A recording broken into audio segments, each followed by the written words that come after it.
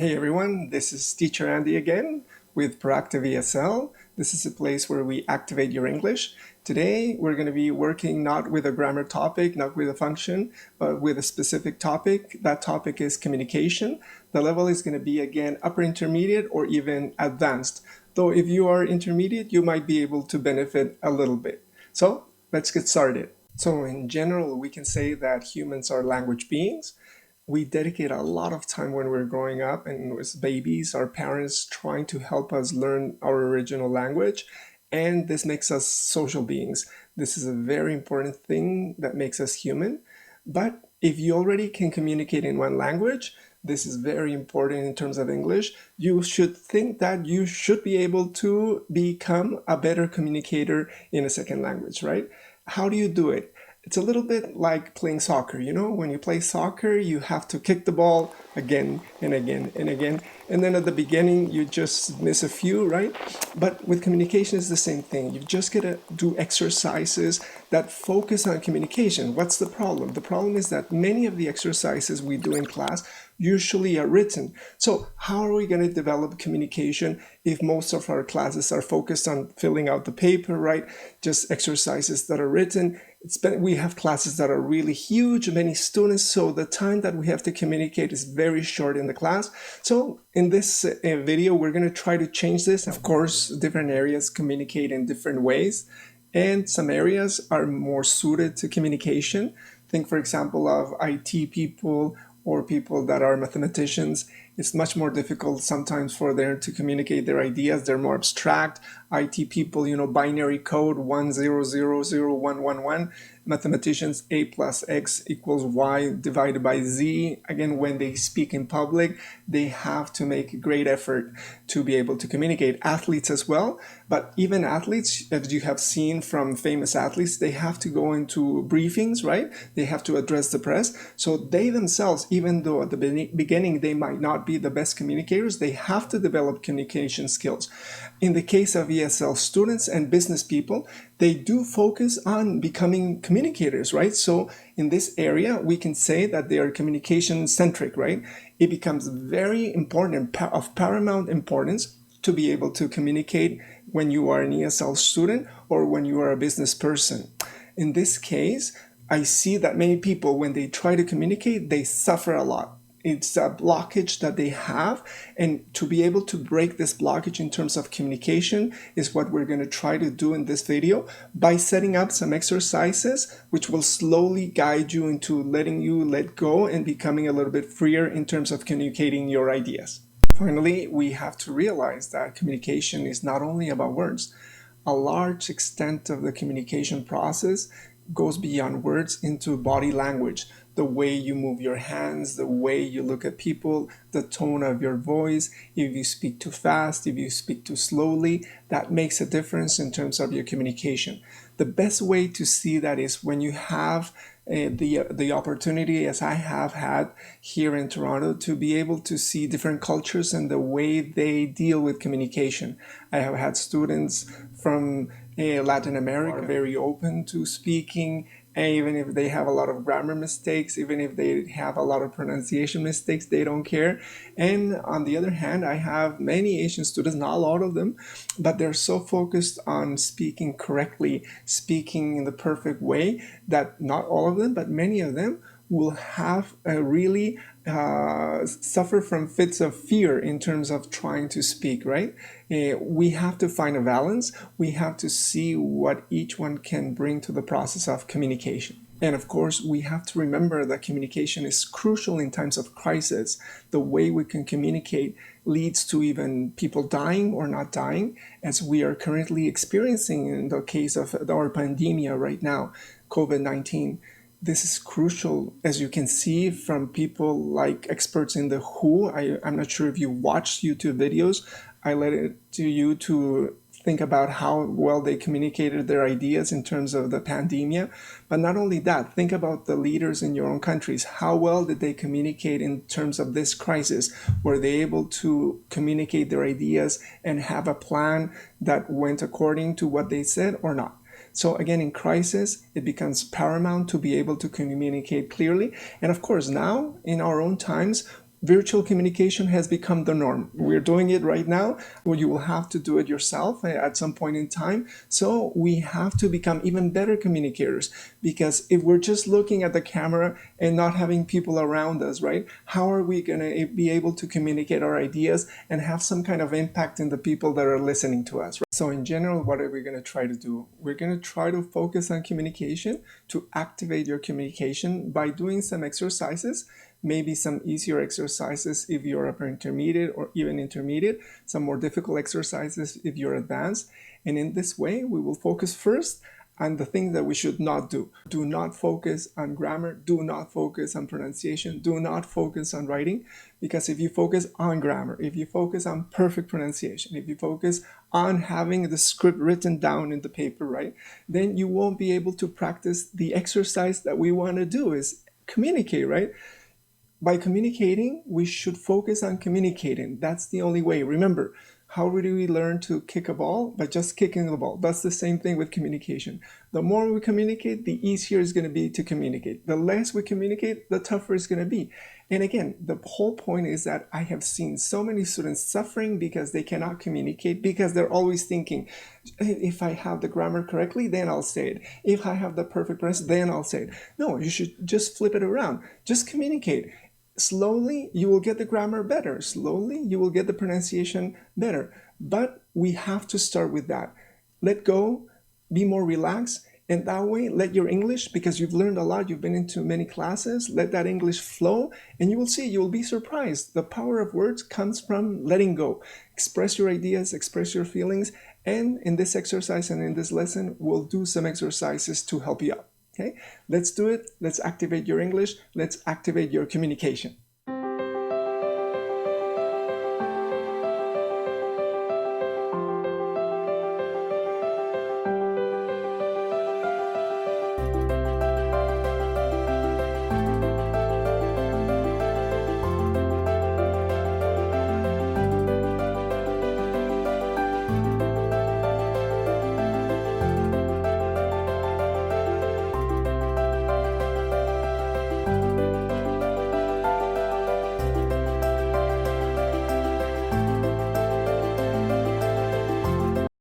Here we are again with Teacher Andy at Proactive ESL, where we try to activate your English.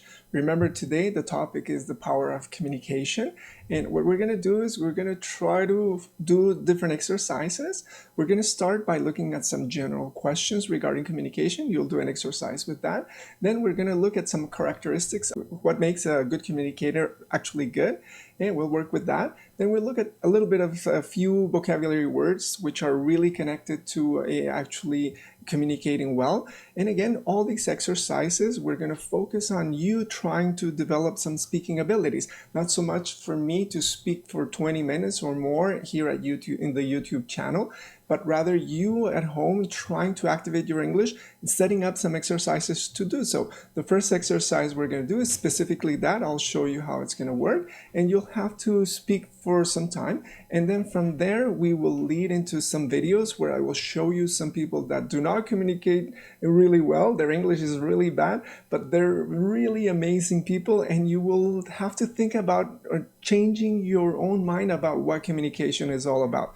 From there, we will look at a more advanced topic, perhaps for the advanced students, about Aristotle's triangle regarding communication. And then we'll look at two of the most famous communicators of all times. One is Abraham Lincoln in the area of politics, and of course in the area of business, we have Steve Jobs, who really made a difference to all of us in his life and presentations for which he is so famous, right?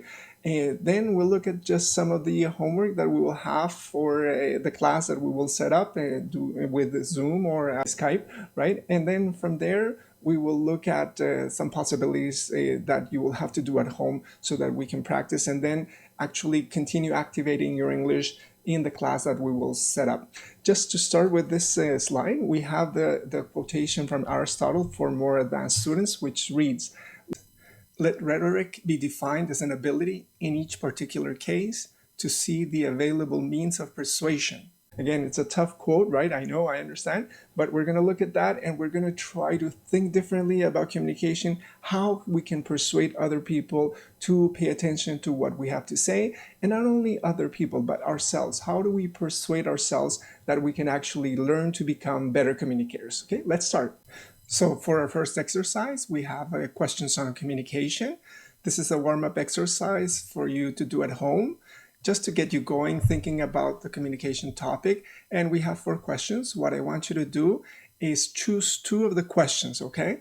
Then think about each one separately for 30 seconds.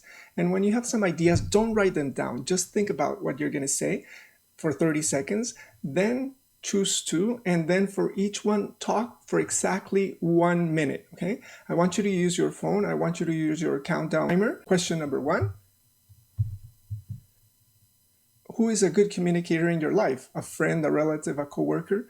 Why are they such good communicators? Number 2 is, can you give an example of a famous communicator, alive or dead? Why are they, or why were they such good communicators? Number 3 is, do you know some great but evil communicators? This is a tough question. And number 4 is, can you learn to be a good or even great communicator, or is it a natural ability? Again, what I want you to do is choose 2, set your timer for 30 seconds, think about each one separately, right?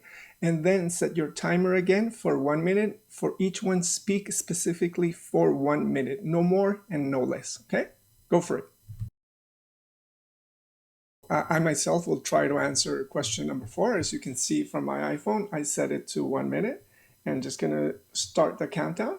Question number 4 again is, can you learn to be a good or even great communicator, or is it a natural ability? What can I say? I believe that you can learn how to be a great communicator from my own experience. When I was younger, I didn't speak that much. I was a much shyer person, right? And through different exercises, specifically number 1 was sports, right? Having to see people around you practicing, right? Cheering and deciding what plays to make. And then secondly, when I became a teacher, I had to face people and look at them and try to develop communication skills to try to teach a class, present a topic so that people are interested, so that people learn and actually are motivated in the process of learning. So in my case, I came to realize that if you do some exercises and you really, really work hard at it, you can really become a much greater communicator, even if you do not have the natural ability from the start. As you can see, now it's ringing, right? So it means that I've spoken for 1 minute. What I want you to do is exactly the same thing as I did, right? 30 seconds, think about it, 1 minute, and then try to speak as much as you can. Again, don't worry if you run out of topics to talk about while you're speaking for the minute. What I want you to do is talk about anything that comes to your mind. Don't worry if you don't. The only thing is you cannot stop talking for that 1 minute. The aim is to have you practice communication. Our second exercise involves looking at some of the characteristics of a great communicator. What we're going to do is I'm going to show you a list. Okay, there you go. And from this list, okay, it's moving a little bit. From this list, you're going to choose 3, the top 3, what you think makes a great communicator. And then you're going to try to explain the 3 that you think are the top orally. Okay, do not write anything. It doesn't matter the time for this one, but really think about it. Great communicators, some specific characteristics. These characteristics we should try to emulate, we should try to appreciate. And for you, what are the 3 characteristics that are the top? As you can see, some of the options are A, has no strong accent, B, awareness of body language, C, an extensive vocabulary, D, being a good listener, E, not being afraid to make mistakes, F, a sense of humor, G, physical appearance, H is fluent in the language, and I is grammatically accurate. Okay, go ahead, choose 3. After you have answered for yourself, I'll tell you what are the top 3 for me. And the first one specifically is not being afraid to make mistakes. In learning a language especially, but I think in all of life, if you are so bent on having everything perfect and everything go exactly as you planned it, then for sure you're not going to take any risks. In learning a language, you must take risks, especially in communicating. You will never have the perfect pronunciation at the specific moment. You might forget some of the vocabulary. You might have some errors in grammar. You will make some pronunciation mistakes. You might make a lot of grammar mistakes, but if you focus on the pronunciation and if you focus on the grammar, you will not be able to communicate your message. Sometimes the message is much more important than the pronunciation and the grammar, as you will see in a few videos I'll show you in a second, okay? The second one for me specifically is awareness of body language. This is something that I believe is really important, especially in Western culture, right? In Western culture, the way that you move, the way that you express yourself using not only your hands, but how you look at the person become crucial components of the effective ways of people communicating with each other. For Latin students, you can say that they should tone down their body language. It might be too much. And for other students who are shyer, who come from a culture that does not have as much movement, they should be able to try to engage a little bit more with the audience by using body language. And number three for me is, of course, physical appearance. No, just kidding. No, there's no way. That's not really important at all. Although, as you can see, because I have taught business English classes, usually for business English classes, you wear a tie. And for this communication topic, I've decided to wear a tie to show respect for people that are learning to communicate. So again, some things are relevant still. In terms of physical appearance, we should cross it out, right? Again, the final one is this one. It's being a good listener. Again, why? If we are communicating, usually we're speaking, so what's the point in being a good listener, right? Again, the idea is a conversation involves at least two people. If you're not able to listen before even presenting and also after presenting, then your audience is not going to be motivated into listening to your speech or listening to your talk. Again, it becomes very important when you listen to the audience that you are talking to learn what motivates them, and by gearing your talk or your speech towards those interests, towards those needs, towards those desires, then you will be able to persuade them much more efficiently. We'll look at that as well when we look at Aristotle. Now we're going to look at some vocabulary for good communication, specifically to contrast good communication and bad communication. What we're going to do is we're going to look at the list. Here it is. First, I'm going to pronounce the words. Please repeat them after me. Okay. Number one is fluent. Number two is rambling. Number three is articulate. Number four is focused. Number five is coherent. Number six is persuasive. Number seven is inhibited. Number eight is hesitant. Number nine is eloquent. Number 10 is extrovert. From these, what I want you to do is try to think about the top 2 or 3 that you think are the most important for communication. Let's look at them once again. Remember, in English, each word has a strong accent in one of the syllables. Number 1 is, again, fluent. Number 2 is rambling. Number 3 is articulate. Number 4 is focused. Number 5 is coherent. Number 6 is persuasive. Number 7 is inhibited. Number 8 is hesitant. Number 9 is eloquent. Number 10 is extrovert. Now, what I want you to do is I want you to download the free dictionary app. I'll show you a video in a second. And with that app, you will yourself be able to look at this vocabulary and again, find the pronunciation for each one and practice it at home so that you can improve your pronunciation as well for communication. What I want you to do is I want you to look at the vocabulary itself and look at the meanings. We don't have time right now to go into each one of them because then we will have an extremely long video. But for now, just select the ones that are for good communicators and bad communicators. Our first video is going to deal with Dalai Lama, who is a very famous man, right? And we're going to ask 2 questions when we look at the video. Number 1 is, you're going to try to listen to the Dalai Lama's grammar, okay? You're going to check it out and you're going to be like a teacher trying to grade his grammar. You will see that it is not the best grammar possible, right? While at the same time, I want you to think about question number 2, which is, how good a communicator is the Dalai Lama? And then when you finish the exercise, I want you to think about how he can communicate really well, how powerful his message is, although he makes some grammar mistakes. Apply that to yourself. Communicate by actually doing it. Present your messages. Say who you are.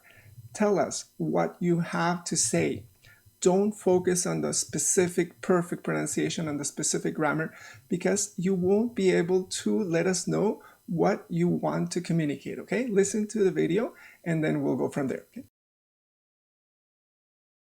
Now we are actually creating more unnecessary sufferings. I think very important to make clear to public. We are not talking about religion. If we have more compassion, God will please. We are not talking that. As a Buddhist, if we practice compassion, Buddha will support us. I'm not talking that. If we are a more compassionate person, I get more benefit. I will be more happier person. That's the point. Our second video is a TED Talk. We're not going to listen to all of it. It's by a young man, William Kawamba from Mali. He's a really amazing guy. And we're just going to listen to the beginning of the video. What I want you to think again is listen to his pronunciation, listen to the way that he speaks, and again, try to incorporate that to yourself. How is this going to change the way that you communicate, how you perceive yourself speaking without the perfect pronunciation, without perfect grammar, and this will change the way that you approach communication. Let's listen to William. Okay? There you go. Thank you. 2 years ago, I stood on the TED stage in Arusha, Tanzania. I spoke very briefly about my proudest creation. It was a simple machine that changed my life. Before that time, I had never been away from my home in Malawi. I had never used the computer. I had never seen an internet. On stage that day, I was so nervous. My English lost. Isn't that amazing? Again, he says his English lost, so afraid to speak. He wasn't able to do it, but now he's really famous. And the way that he learned English was by actually looking at science books. Can you imagine learning English through science books? Listen to the whole TED Talk on your own time, and that will change the way that you appreciate how you communicate in life. It's not so much about the perfect pronunciation or the perfect grammar. It's more about who you are and what ideas you have and what you have to share with us and to communicate with others, persuade them that what you believe is important to them. For our first exercise, remember the idea is for you to actually communicate, to actually have exercises that you do at home, even though we are here in a YouTube channel. You're going to receive a fortune cookie in the next page. You're going to choose it at random. And like we did before, remember the exercise we started with, you're going to, again, set a timer. For 30 seconds, you will think about the fortune cookie that you choose at random. And then once you have chosen the cookie, again, do not write, do not overthink it, just try to let go. You're going to set the timer for your iPhone or your Samsung phone, Android phone, whichever, and you're going to set it for 1 minute. You're going to start it once again, and once you start, try to express the meaning of the fortune cookie that you have chosen for 1 minute nonstop. Again, if you run out of time, that's fine. If you are a little bit short and you don't have anything else to say, then don't worry about it. Talk about anything. What I need you to do is speak for 1 minute, and then we'll move from 1 minute to 2 minutes and 3 minutes and 4 minutes. Okay? Here we go. These are the fortune cookies, and here they are. Choose one. Go ahead. I've chosen one at random. It's this one over here. It reads, "The best teacher is also a student." I've taken my phone, right? Set the timer to 1 minute. I'm going to start it. And okay, yeah, sure. I think the best teacher is also a student. Again, if you want to be a good teacher, then the best way is to actually sit down where people that are going to learn from you are, right? In the case of learning a language, I myself have really understood this. Why? Because I've learned other languages. When I learned French, I was a student. I had many teachers, right? And I kind of felt what students really feel when they're learning a language, right? Again, they ask you to participate, they ask you to do all these things. And again, you are afraid to make terrible mistakes. Again, there's other people trying to learn, you're afraid to do it. And you are always thinking, right? Is my pronunciation good? Is my grammar perfect? Now, because I was able to do that, then I really learned that by being a student, I could incorporate that into being a teacher of ESL, a teacher of English. Now that I'm a teacher in English, right, I've been able to actually appreciate that and learn from my own students as well. Okay, there you go. As you can see, the timer went off. I didn't have a lot of time to prepare. I didn't have a lot of time to think about it.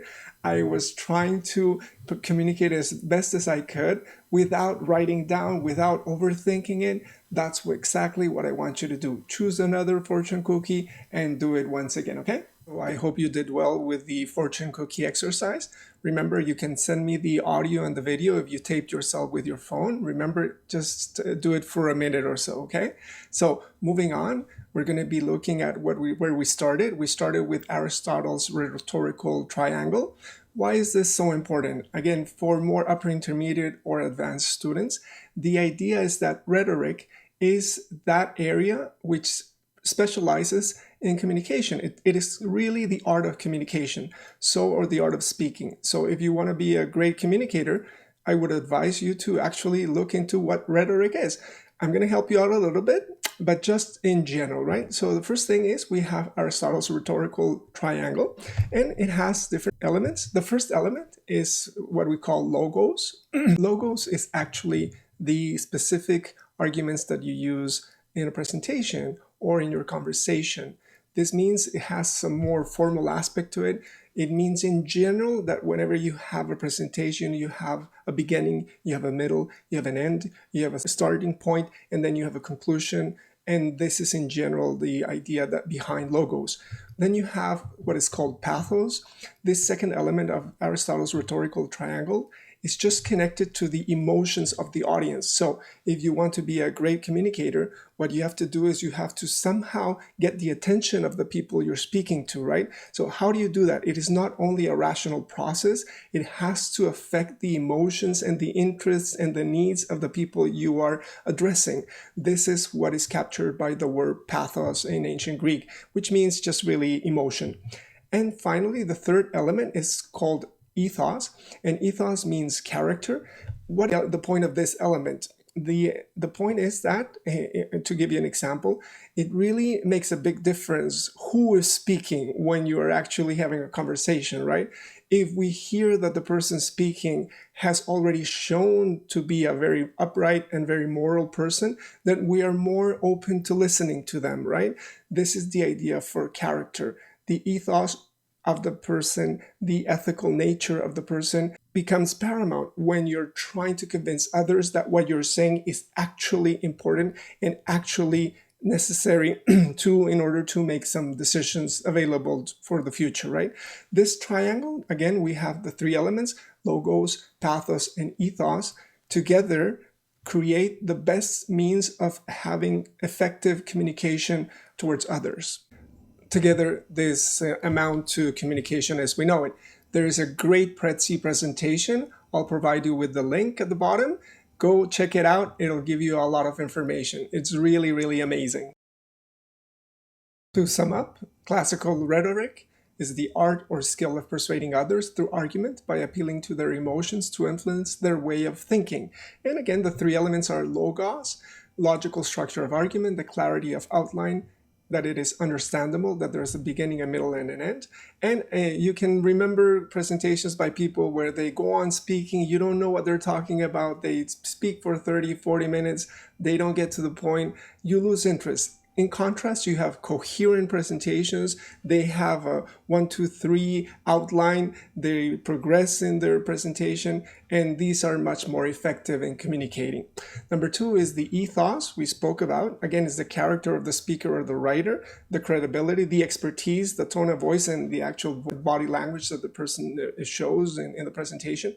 And again, if we are interested in learning about COVID-19, we go to the experts. We don't want to look at Twitter. Anybody that's an influencer will not really be an epidemiologist. So we look at experts so that we know that their character and their expertise gives credence to what they're saying, right? And finally, we have the pathos. I think this is absolutely one of the most important things. You've been to presentations where you lose interest quickly because they do not appeal to the emotions of the audience. When you appeal to the emotions of the audience, then of course the audience is going to be interested in what you're saying. Make sure that when you become a better communicator, you're able to affect people in a positive way so that they do not lose interest in what you're saying.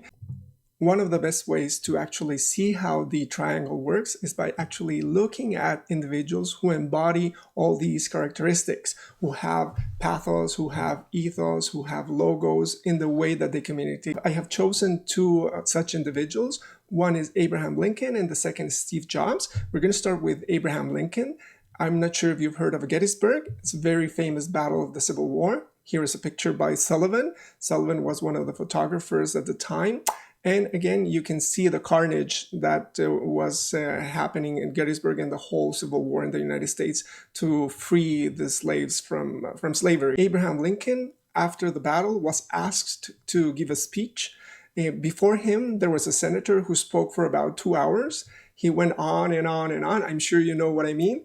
And nobody really remembers what he said. But then Abraham Lincoln wrote his famous Gettysburg Address, which is a speech that has 230 words, 231 to be exact, and is a memorable speech. Everybody in the US knows it really well. Some of the phrases have come down in history to us till this moment, right? This is the speech, right? What we're going to do is we're going to look at some of the elements in that speech that made it such a powerful example of excellent communication by activating the three elements of logos, pathos, and ethos. That's the best way to see rhetoric in action is by looking at the great communicators. One of them is Lincoln, once again, in his Gettysburg Address. We don't have time to go into all details, but we will look at 5 of the elements that make his address very powerful. The first one is to anchor arguments solidly. Again, we're looking at the logos to have a structure in your argument, a beginning, a middle, and an end. Secondly, we have to employ classical rhetorical devices.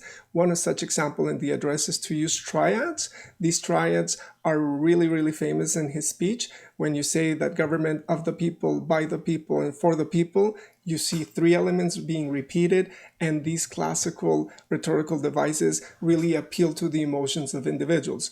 The third point is to repeat your most important words. Remember that we have the words, the total number of words in the speech is 271, which is amazing.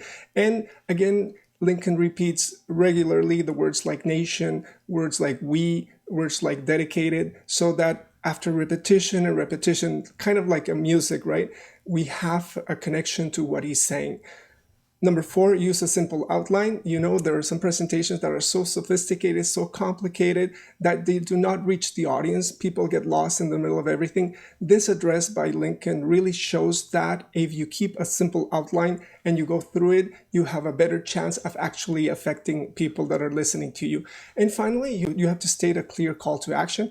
In this case, Lincoln's Gettysburg Address calls on us to always remember the soldiers that died for liberty at Gettysburg. Here we have a nice picture of Lincoln. He's a very imposing man.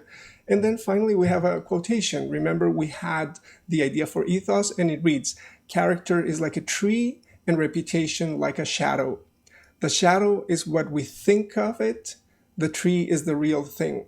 Again, people like Lincoln show us that communication is not simply about structure, it's not simply about getting into the emotions of the audience, but more importantly is about becoming a better person, becoming a leader that can actually have an impact on what others will do. Of course, here I will show you my Lincoln book. It has all the speeches by him, 2 volumes, so you can see that I take this very seriously. 77 years ago, our fathers brought forth on this continent a new nation, conceived in liberty and dedicated to the proposition that all men are created equal. Now we are engaged in a great civil war, testing whether that nation, or any nation so conceived and so dedicated, can long endure. We are met on a great battlefield of that war. We have come to dedicate a portion of that field as a final resting place for those who here gave their lives that that nation might live. It is altogether fitting and proper that we should do this. But in a larger sense, we cannot dedicate, we cannot consecrate, we cannot hallow this ground. The brave men, living and dead, who struggled here, have consecrated it far above our poor power to add or detract. The world will little note nor long remember what we say here, but it can never forget what they did here. It is for us, the living, rather, to be dedicated here to the unfinished work which they who fought here have thus far so nobly advanced. It is rather for us to be here, dedicated to the great task remaining before us, that from these honored dead we take increased devotion to that cause for which they gave the last full measure of devotion. That we here highly resolve that these dead shall not have died in vain, that this nation, under God, shall have a new birth of freedom, and that government of the people, by the people, for the people, shall not perish from the earth.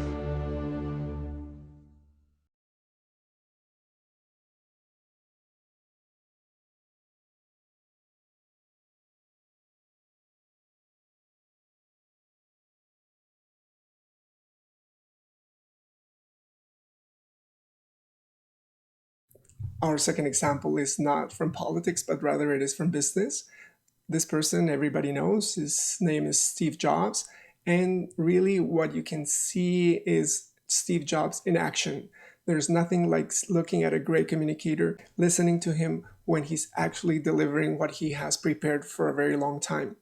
This is the first iPhone presentation. In it, Steve Jobs told us that this changes everything, and we know that it did. Just listen to the beginning. This is a day I've been looking forward to for 2.5 years.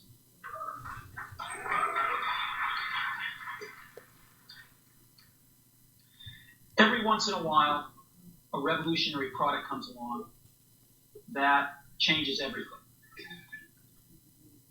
And Apple has been, well, first of all, one's very fortunate if you get to work on just one of these in your career. Apple's been very fortunate. It's been able to introduce a few of these. What an amazing moment, right? It changed everything for us. Now everybody has an iPhone, and what we can do with them, it's really, truly amazing. But remember at the beginning, we asked whether you can actually learn to be a better communicator.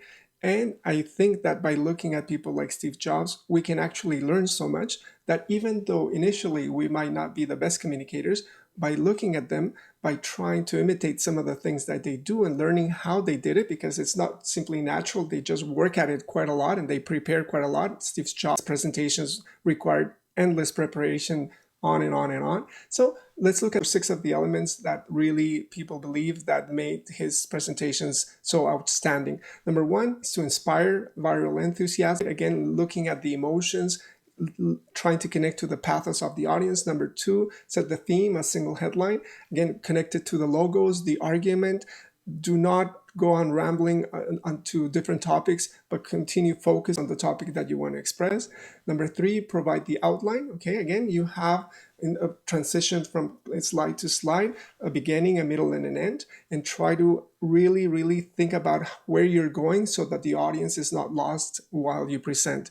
Visual simplicity, you have presentations where slides have, the fonts are so small, nobody can actually read them. So again, you lose touch with what the presentation, where it's headed, right?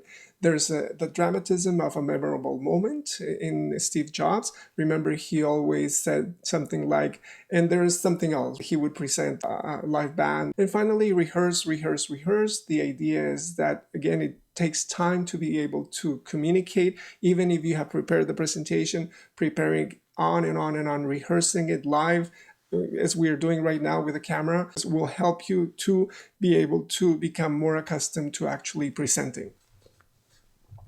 And here we have an image with Steve Jobs, and you know, everybody at such a memorable moment.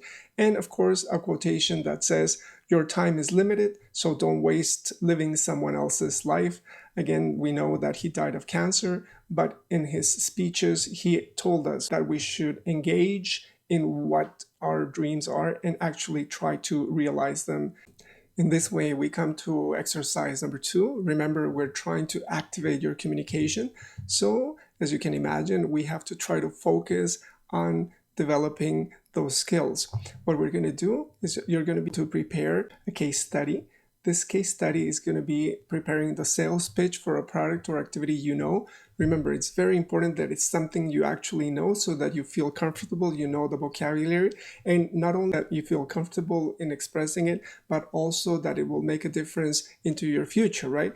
Think about it as preparing for something that you're going to actually be doing a few years or a few months from now. Now, what I want you to do is I want you to look at these 4 questions when you're trying to prepare for it. And the questions are, what is that activity or product? And how does your product or activity make a difference in the world? Again, don't think specifically about the details, but more importantly, think about the purpose of the product, think about the purpose of the activity. And B, the question is, why should we care? Instead of first looking at the how and instead of first looking at the what or the where, right? Always think about the whys, and this will again make you engage the audience in a much more productive way. C is, what is the general outline of the concrete steps you will take to make it real? And what we want is not something that is ideal, something that is not of interest to you. We want to focus our communication in realistic settings. That's why in business English, for example, here with the market leader, right?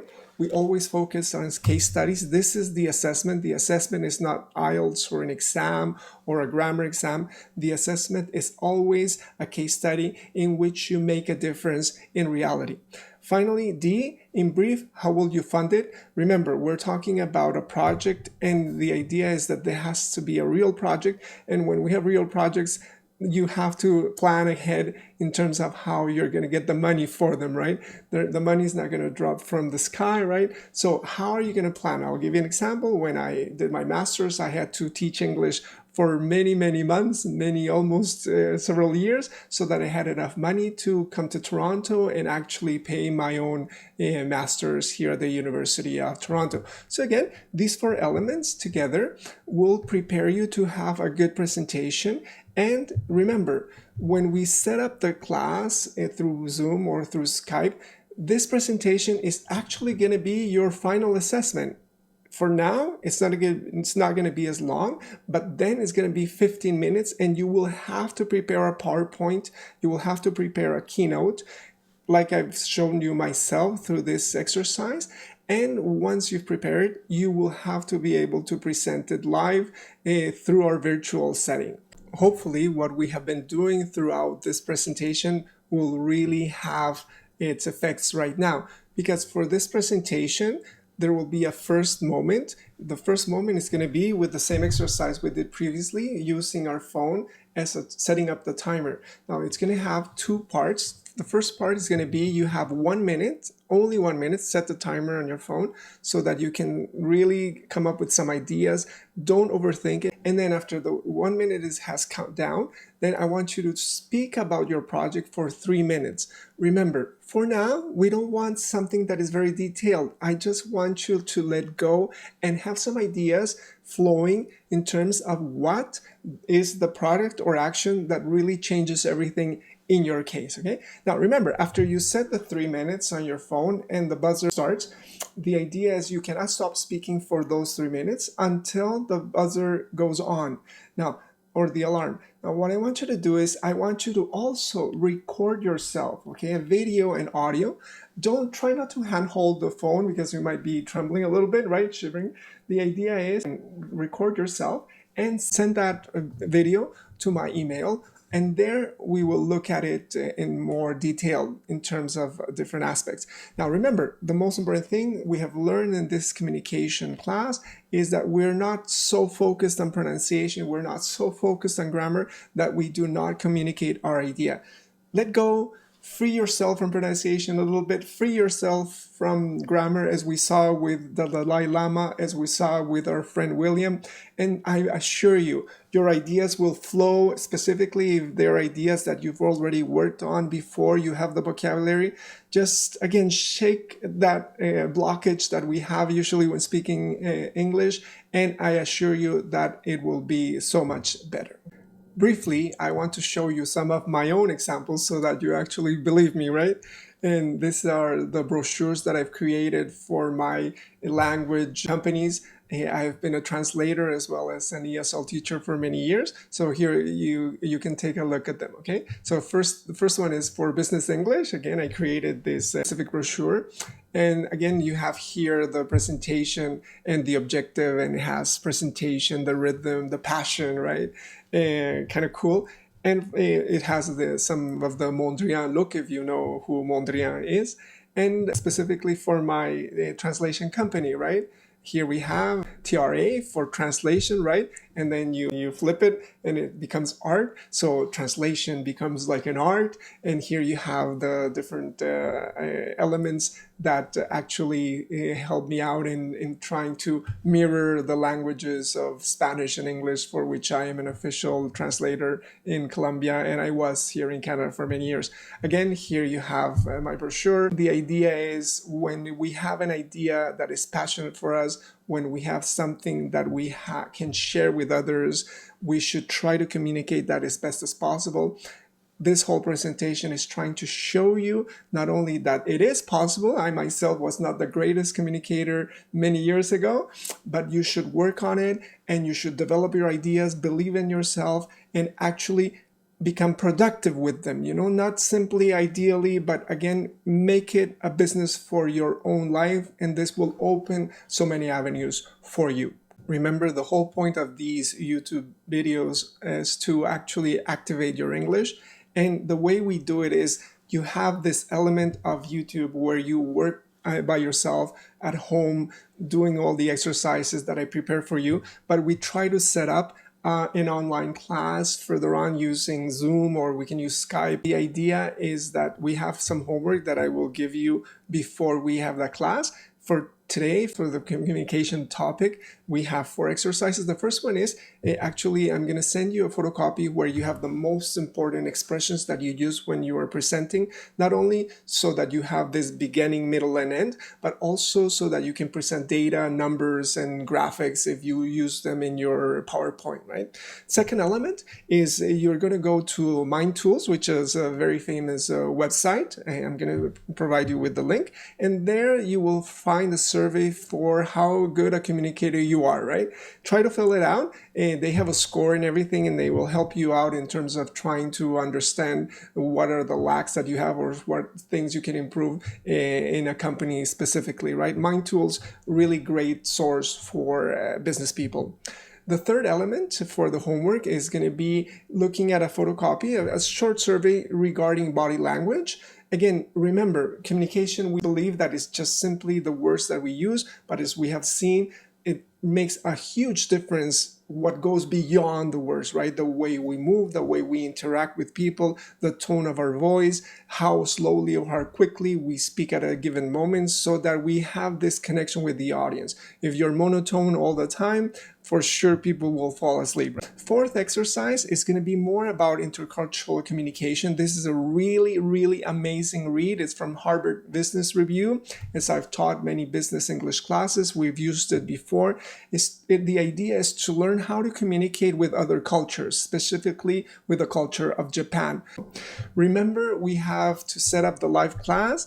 We'll schedule it whenever it's possible for you and for me, and we'll use apps like Zoom, or we'll use apps like Skype, whichever is more convenient for you and I. Can I say, I hope you've enjoyed the ride. I just want to say thanks. I hope that you will now actually activate your communication. Remember, you have my website over here, and you have my email. Try to give me a like for the video and try to subscribe if you want to listen to more videos from now on. Remember, today the topic was communication with Proactive ESL with Teacher Andy. Thanks.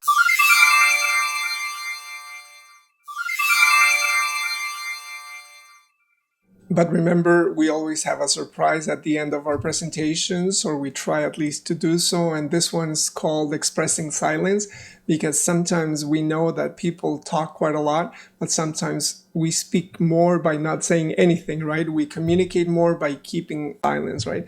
And the video is by Charles Chaplin. I just want you to take a look at his silent movie.